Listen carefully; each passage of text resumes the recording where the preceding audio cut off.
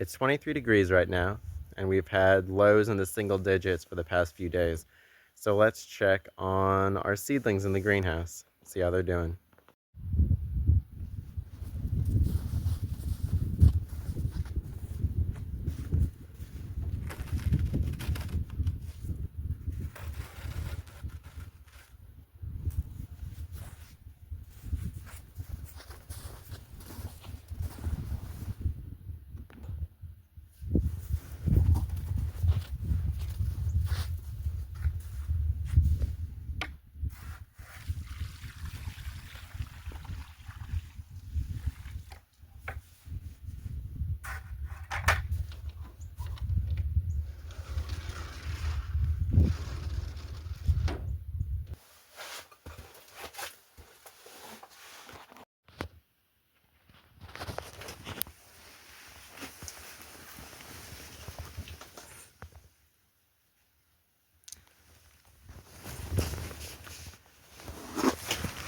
Snap.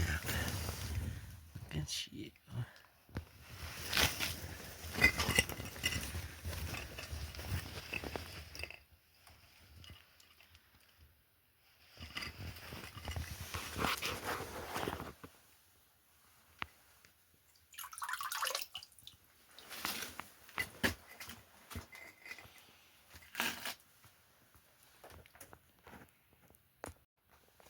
We just have a passive heating setup here.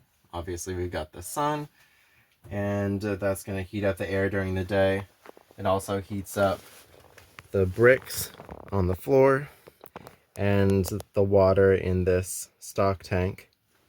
And then at night, those things, along with everything else that's gained all that thermal energy during the day, will radiate that back into the air and keep the temps hopefully above or around the freezing point at night.